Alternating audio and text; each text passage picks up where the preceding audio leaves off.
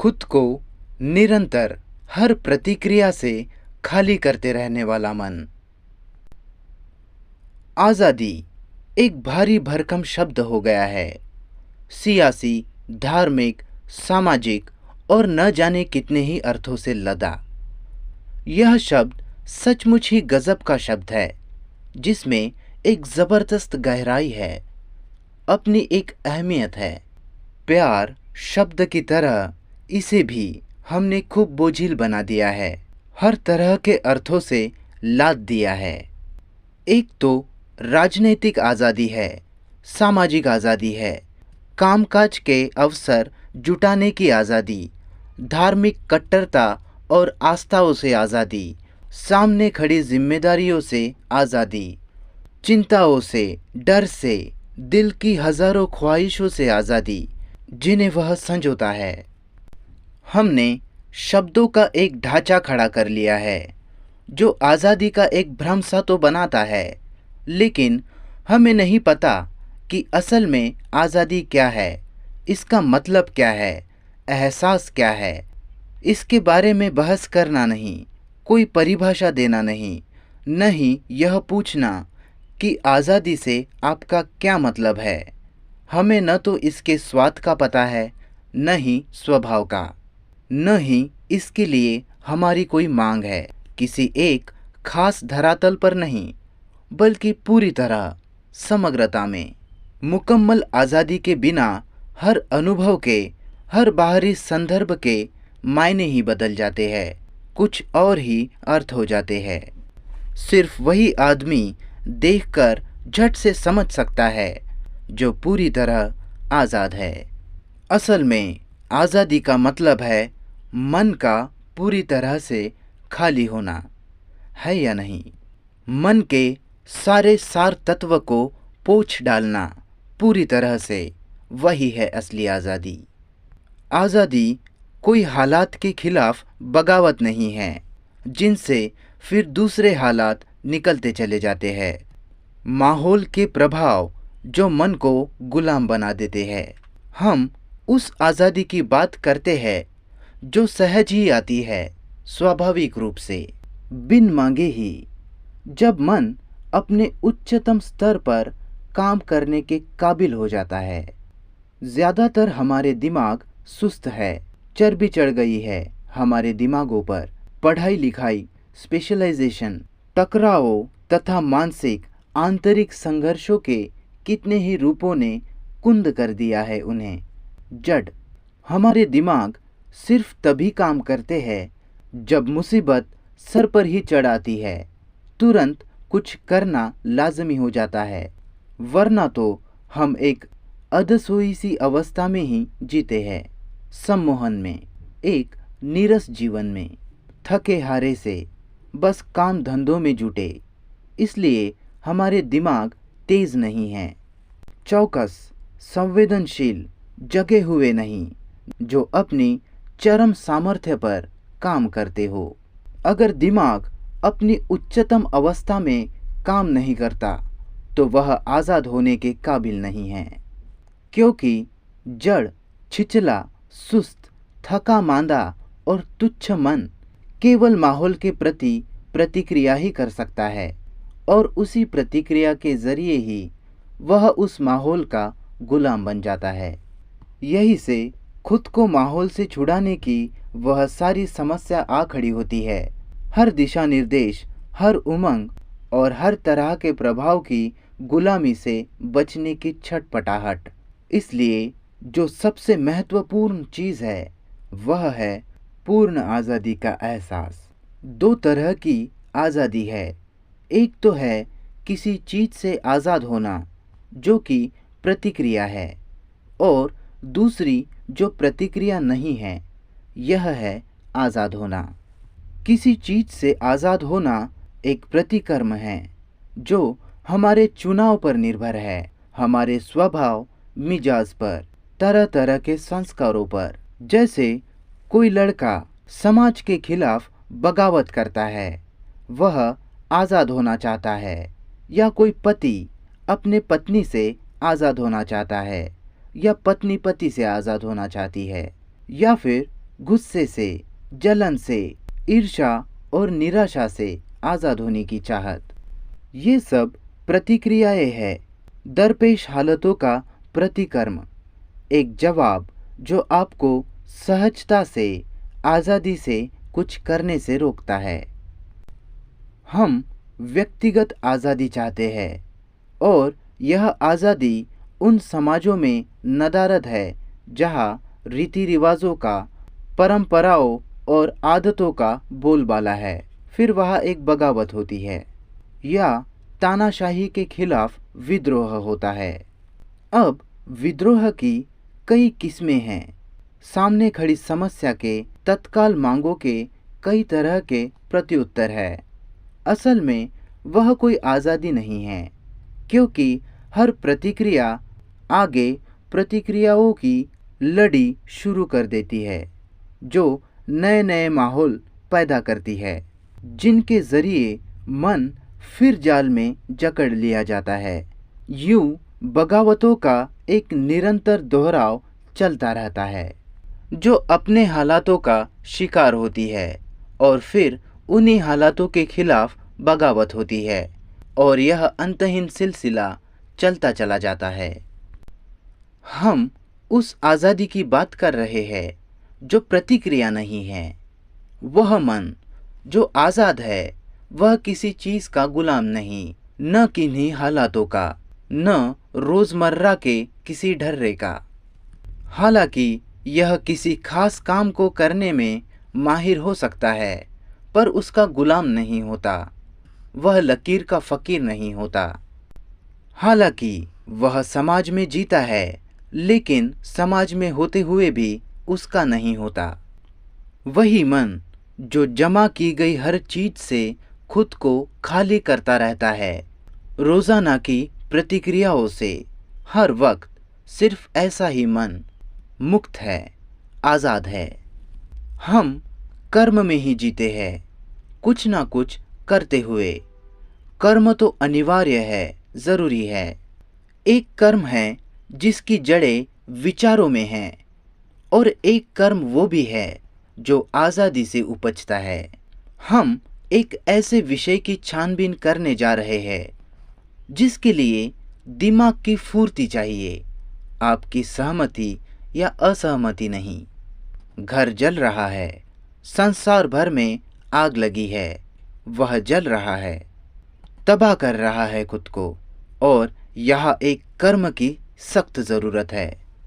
और वह कर्म इस बात पर निर्भर नहीं करता कि आग के बारे में आपके विचार क्या है, या आपकी बाल्टी कितनी बड़ी है, या आप क्या करेंगे। आप कुछ करते हैं आग बुझाने के लिए। आग बुझाने के लिए आप उसके बारे में सोच विचार में नहीं पड़ जाते। किसने लगाई यह आग घर में, इस आग का स्वभाव कैसा है, वगैरह वगैरह। आप अंदाजे नहीं लगाते रहते। वहाँ तुरंत एक एक्शन चाहिए, तत्काल कर्म, जिसका मतलब है कि मन को संपूर्ण रूपांतरण से गुजरना है। उसका मुकम्मल कायाकल्प अनिवार्य है। जिस्मानी तौर पर आदमी कोई 20 लाख बरसों से जीता चला आया है। उसने ढेरों अनुभव इकट्ठे कर लिए हैं। कितना ही ज्ञान, कितनी ही सभ्यताओं से होकर गुजरा है वह। कितने ही दबाव झेले हैं उसने, कितने ही तनावों को जिया है। और आप वह आदमी हैं, चाहे आपको पता हो या न हो। भले आप माने या न माने, आप है तो वही। आप 20 लाख सालों के सफ़र का परिणाम हैं। या तो आप यूं ही धीरे धीरे क्रम विकास के तहत चलते रहिए, दर्द में, दुख तकलीफ में, चिंताओं और टकरावों में आहिस्ता आहिस्ता विकसित होते चले जाइए अंतहीन यात्रा में, या फिर एकदम से उस धारा से बाहर आ जाइए किसी भी समय। जैसे किश्ती से उतरकर आप किनारे पर आ जाते हैं। आप किसी भी वक्त ऐसा कर सकते हैं, और सिर्फ आज़ाद मन ही है जो ऐसा कर सकता है। आज़ादी क्या है, कर्म क्या है, इसे समझने के लिए आपको खुद अपनी ही सोच के सारे सिलसिले को समझना होगा। यानी कि आपको खुद को समझना होगा। और यही शायद वह सबसे मुश्किल काम है जो आपके करने का है, क्योंकि खुद को जानने का मतलब है एक ऐसा मन जो बिना किन्हीं पुरानी जानकारियों के जो उसने इकट्ठा कर छोड़ी है, बिना किसी बासी ज्ञान के खुद को देख सकने में समर्थ हो। अगर आप अपने पुराने ज्ञान के झरोखे से ही खुद को देखते हैं, तब आप जो भी देखते हैं उसे महज अपने अतीत के मुताबिक ढाल कर ही देखते हैं। उस हिसाब से उसका बस तर्जुमा कर लेते हैं और यूं अपनी तरफ कभी हम देखते ही नहीं। तो अपनी तरफ देखने के लिए मन हर घड़ी नया चाहिए, बस यही शर्त है। यही तो है जहाँ से सारी मुश्किल खड़ी होती है। थोड़ा समझे इसे, क्योंकि अगर आप उसे नहीं समझेंगे जो अभी कहा गया, तो जब मैं आज़ादी की समस्या उठाऊंगा, उसकी गहराई में जाऊंगा, तो आप उसे समझ नहीं पाएंगे, उस गहराइयों में साथ साथ चल नहीं पाएंगे। अगर हम खुद पर गौर करें तो पाएंगे कि हम में से अधिकांश अपने ज्ञान के ही मुताबिक प्रतिकर्म करते हैं, अपने अनुभवों और संस्कारों के मुताबिक, हिंदू के रूप में, बौद्ध या ईसाई के रूप में, कम्युनिस्ट या एक तकनीशियन या एक गृहस्थ के रूप में। ऐसे आदमी के पास ढेर सारा तजुर्बा होता है, उसके आधार पर वह प्रतिक्रियाएं करता है। उसी ज्ञान के झरोके से वह खुद को देखता है, फिर वह कहता है यह अच्छा है, यह बुरा है, इसे मैं हर हाल में बचाए रखूंगा, इसे तो छोड़ना ही है। ऐसा करते हुए वह खुद की तरफ ध्यान नहीं देता, देखता भी नहीं। जो भी देखता है बस अपना ज्ञान उस पर थोपता चला जाता है, और जो भी देखता है अपने अनुभव, ज्ञान और संस्कारों के अनुसार ही उसकी व्याख्या कर लेता है, वैसे ही अर्थ दे लेता है। मेहरबानी करके खुद को गौर से देखे तो सही कि आपके मन कैसे सख्त हो गए हैं, कठोर। जब आपको किसी खुशी या दर्द का एहसास होता है, मज़े की कोई लहर अचानक उठ जाती है, जैसे ही आप उसे महसूस करते हैं, तभी झट से एक प्रतिकर्म होता है उसे कोई नाम देने का। आप तुरंत उसे कोई नाम दे डालते हैं। ज़रा इसे समझे, खुद अपने में देखे इसे, क्योंकि अगर आप इसे नहीं समझेंगे तो जब मैं आज़ादी पर बात करूँगा तो आपके लिए उसका कुछ अर्थ नहीं होगा, सब बेमानी होगा। मैं एक ऐसे मन की बात कर रहा हूँ जो किसी चीज़ को नाम नहीं देता। आप जब कुछ महसूस करते हैं तो तुरंत उसे कोई नाम देते हैं, कोई ना कोई नाम, झट से। नाम देने की प्रवृत्ति ही न देखने की, अवलोकन न करने की अवस्था है।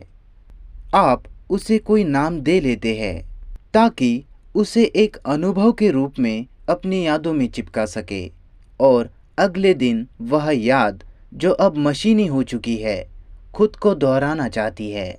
इसलिए जब अगले रोज़ आप छिपते हुए सूरज को देखते हैं, अब वह वो चीज़ नहीं है जो बीते दिन अचानक ही आपके सामने आई थी, एकदम सहज।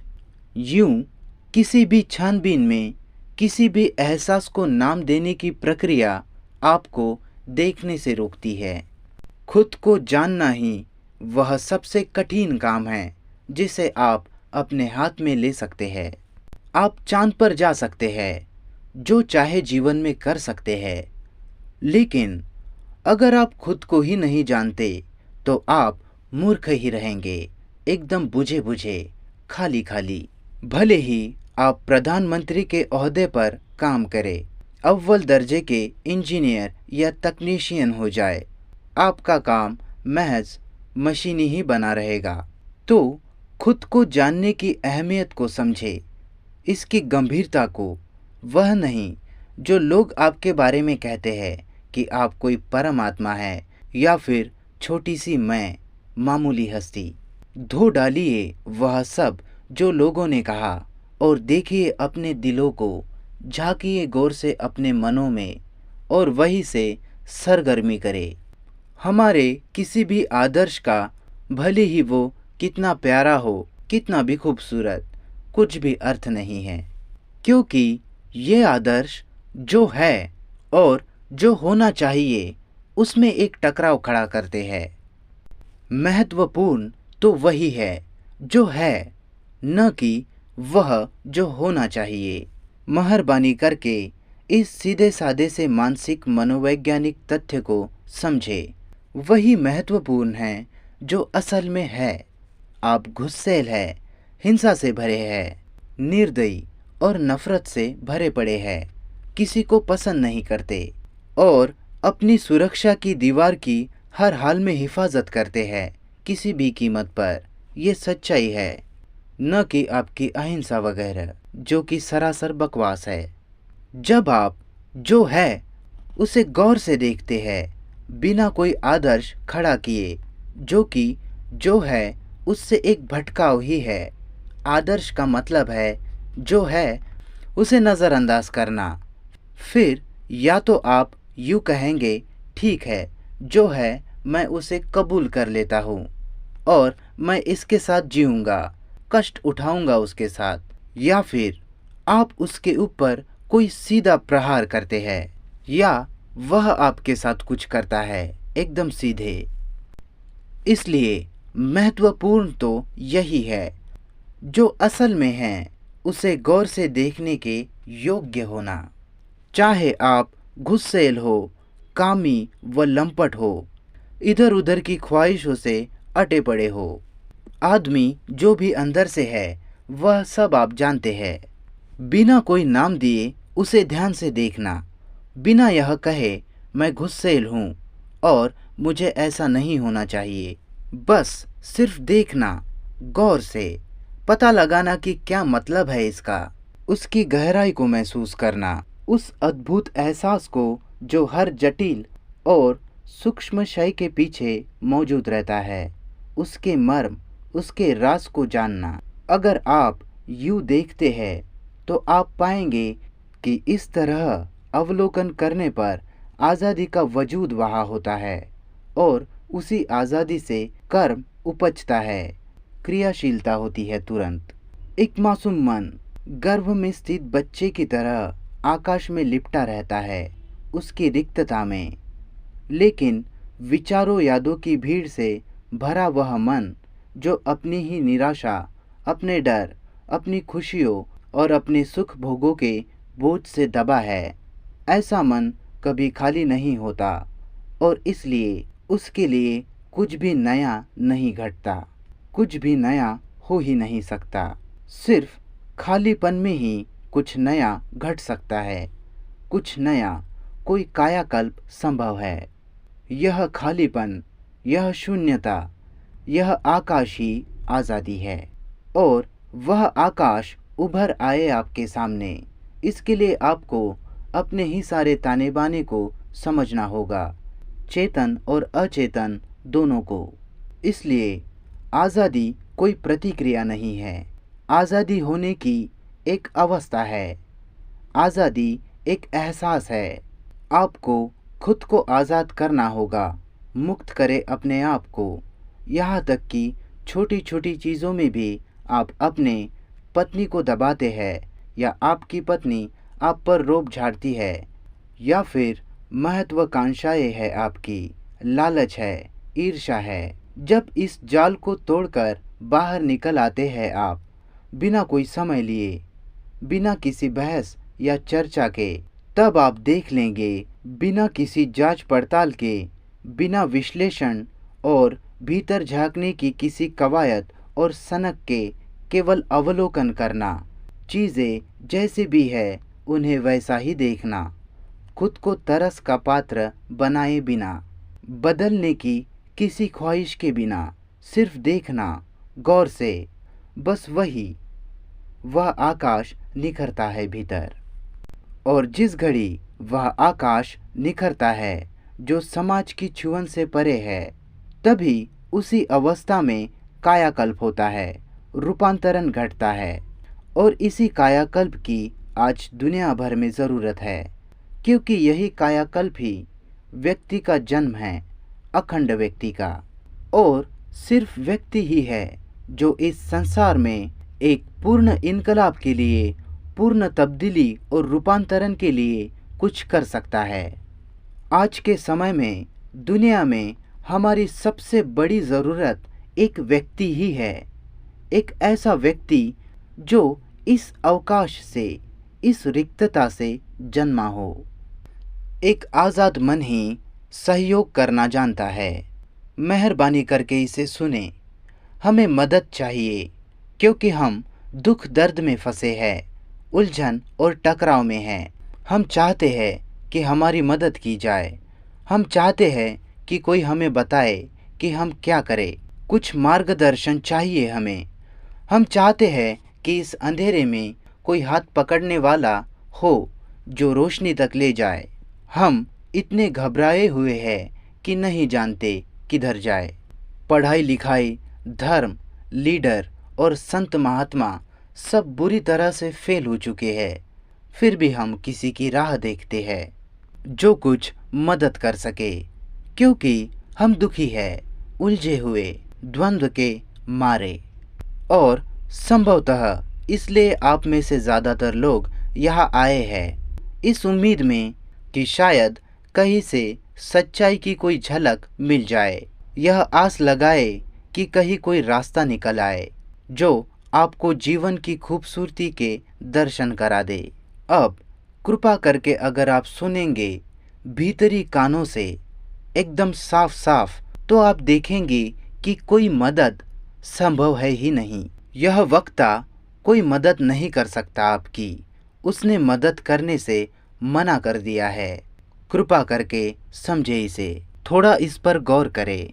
उसने आपकी मदद करने से इनकार कर दिया है, पूरी तरह इनकार। आप चाहते हैं कि यह भ्रष्टाचार बना रहे, इसी में जीना चाहते हैं आप, इसी भ्रष्टता में ही मदद चाहते हैं। आप चाहते हैं कि थोड़ा आराम से जीने में आपकी कुछ मदद की जाए, ताकि आप अपनी लालसाओं को, महत्वाकांक्षाओं को आगे बढ़ा सके। अपनी राहों पर अपनी ईर्ष्याओं के संग, वहशीपन के साथ रोज़ाना के जीवन में वैसे ही बने रहे, थोड़ा बहुत फेरबदल करते हुए। कुछ और अमीर हो जाए, थोड़ी और सुविधाएं, थोड़ी सी और खुशियाँ जुटा ले।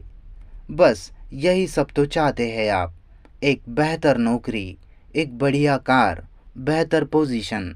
आप सचमुच में दुख से छूटना ही नहीं चाहते, पूरी मुकम्मल आज़ादी चाहते ही नहीं। प्यार क्या है आप यह पता लगाना ही नहीं चाहते, उसकी खूबसूरती, उसकी गहराइयों में जाना ही नहीं चाहते। आप यह पता लगाना नहीं चाहते कि सृजन क्या है। असल में आप बस यही चाहते हैं कि इस दिनहीन संसार में थोड़ा सा सुधरे हुए रूप में आगे बढ़ने में आपकी मदद की जाए। रोज़मर्रा की ज़िंदगी का भद्दापन बना रहे, उसका वहशीपन, उसके तमाम टकराव भले ही बने रहे।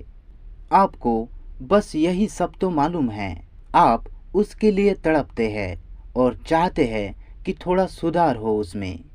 जो कोई भी उस दायरे में जीने में आपकी मदद करता है, आपको लगता है कि वह महान आदमी है, संत है, महान मसीहा है।